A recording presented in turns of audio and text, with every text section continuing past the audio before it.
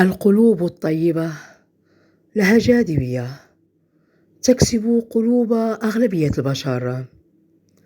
سيأتي يوماً وسنرحل جميعاً، وسترحل معنا حيويتنا، ضحكتنا، هدوءنا، مجهودات عطائنا الدنيوية، نعم، أوجاعنا، فرحتنا.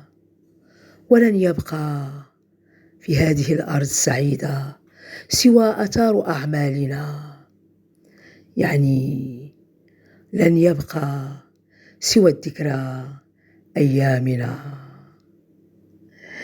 لذا من الأفضل أن نتعايش بالحب، بالسلم، بالسلام، وأن نزرع بذور الخير بيننا. سلام.